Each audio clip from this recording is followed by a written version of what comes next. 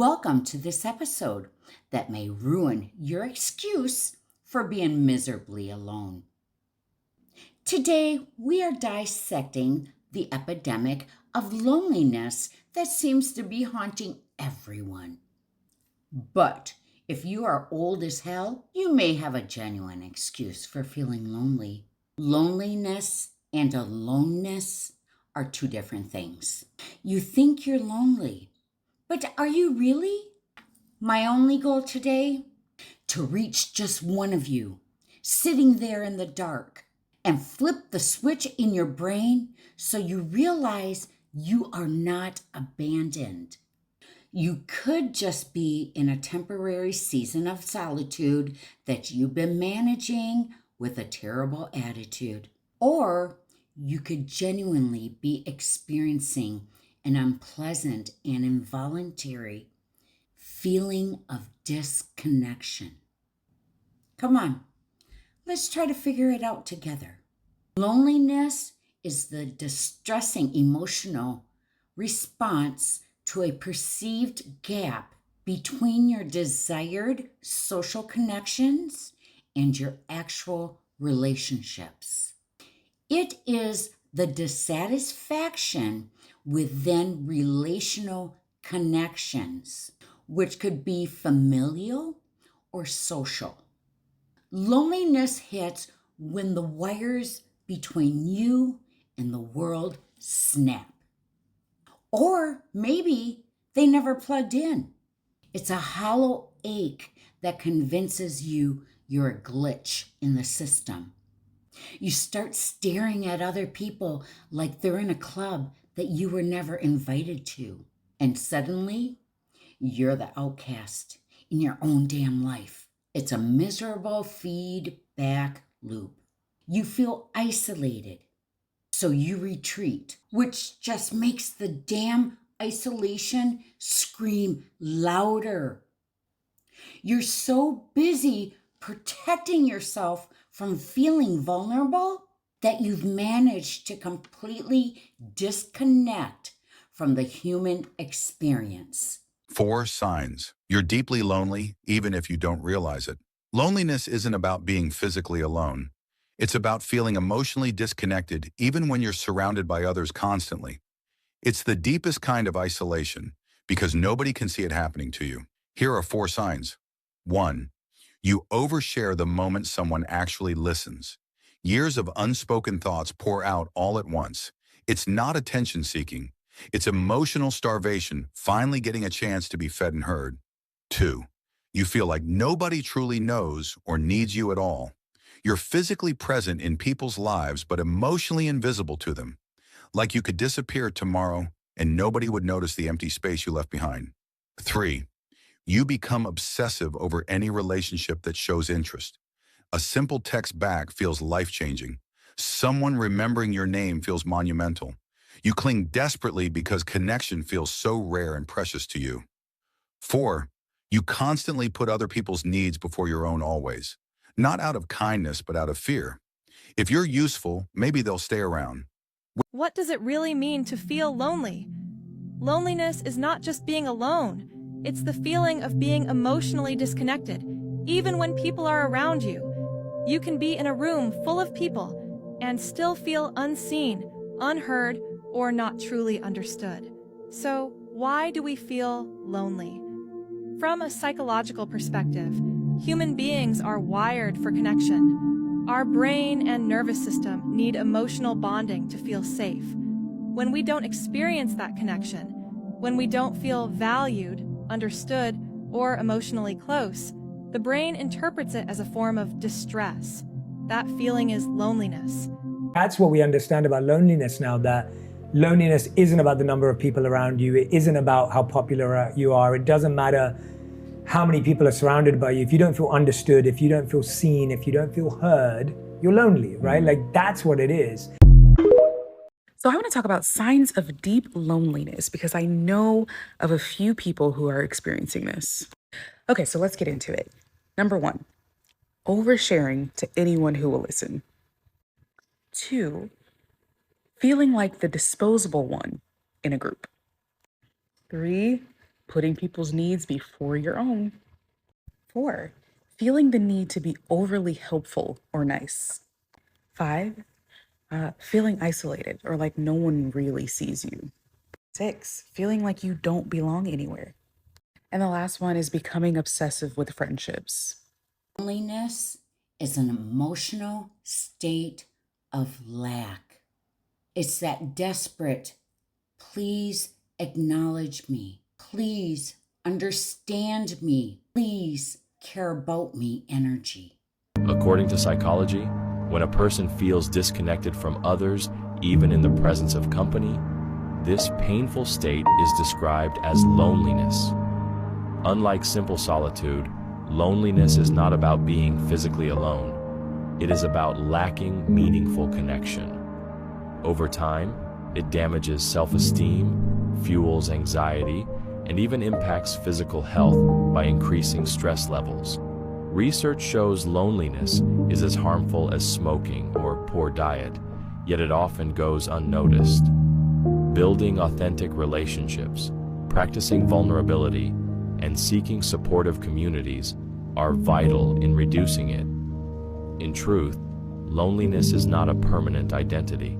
It is a signal reminding us of the human need for belonging, and addressing it can bring healing, closeness, and emotional renewal. Let's move on to aloneness. There are 2 types. The first type is the person that claims they are lonely, but simply have become allergic to social effort. So if you are not feeling the psychological and emotional true disconnect from humanity, you are not lonely. You are simply alone holding a pathetic, self-inflicted pity party. You're sitting there in your sweatpants, scrolling through social media, watching everyone else live life, convincing yourself you're a victim of the social apocalypse. Newsflash, you aren't a victim. You're waiting for someone to knock on the door and save you from your own damn boredom. The second type of aloneness is when you understand that connection is waiting for you, but you have chosen to deliberately be comfortable spending time alone. This, my friend, is powerful. Did you know that there's a huge difference between being alone and being lonely? Let's talk about it. Being alone is a state of being. It's a physical act of being by yourself, quiet, still, and undistracted. But being lonely, that's a feeling. It's the ache of disconnection, even when you're surrounded by others. Here's the truth. Learning to be alone is where we find our strength, our peace, and our connection to something bigger than ourselves. Alone is where you hear your soul whisper, where you remember you're truly never isolated, because the universe, your higher power, or God, is always with you. Loneliness fades when you embrace solitude as an opportunity to grow, to heal, and to love yourself fully. Let's get one thing straight. Being alone is not some tragic, violin-playing, rainy window situation. It's a damn power move. It's sitting in a room by yourself and not feeling like the universe has conspired to ignoring your sorry ass. When you're alone, you're connected to the only person you're guaranteed to be with until the lights go out. You're chilling, you're vibing, you're doing your own thing. Some people actually choose to be alone, and they love it. While everyone's partying hard or hanging out, they happily stay home, reading, thinking, or just breathing.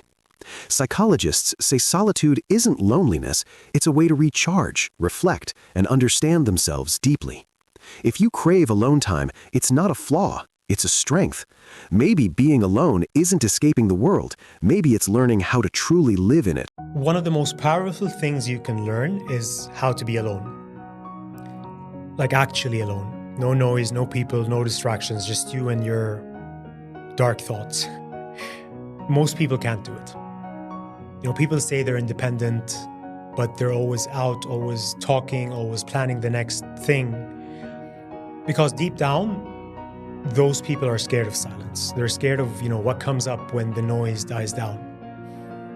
Like, do you know how many people jump from plan to plan, country to country, person to person, just so that they don't have to face themselves? So, if you can sit in a room with your own mind and not lose it, if you can spend time alone without needing to numb out or run, that's control and that's peace. I think the goal isn't to be liked by everyone, it's okay to be with yourself when no one's around. 5 ways being alone can actually build you. Number 1, you learn to understand yourself. Silence forces you to face your thoughts, your habits, and your truth. 2, you stop chasing validation. When you spend time alone, you realize your worth isn't measured by attention. 3, you grow emotionally stronger. Solitude teaches you how to stand on your own and stay calm in chaos. 4, you discover what truly matters. Without distractions, your priorities become clear. Peace over noise, depth over drama. 5, you become your own source of happiness. You stop depending on others to make you feel whole. And that's true freedom. The truth, being alone isn't loneliness. It's where growth begins. Now, don't get me wrong. We all experience transient loneliness in our lives, which is a temporary feeling of isolation or disconnection, which is usually triggered by specific life events like moving, a breakup, job change, loss. And if you are experiencing this in this very moment, I see you, my friend. Things will feel better in time. No feeling is ever permanent. One of the most powerful things that anyone can do, believe it or not, is to have someone each morning that they text good morning to. I know this is going to sound trivial, corny, and I'm happy to take the heat on this one. Find a friend, and in particular, men who lack friends completely, because there's a greater percentage of those, although it's certainly the case that many young women and women are lonely as well. Find someone who you can communicate with each morning. Just a good morning text. Seriously, this is one of the most powerful things you can do, to check in with another member of your species each morning. You don't have to have a conversation. You don't have to talk about what you're going to do each day. Knowing that someone else out there in the world cares about us each morning when we wake up makes us feel incredibly part of the tribe. So that's it for our video today. And if you are feeling oppressive loneliness, I beg you to please speak with somebody. Find someone to talk to.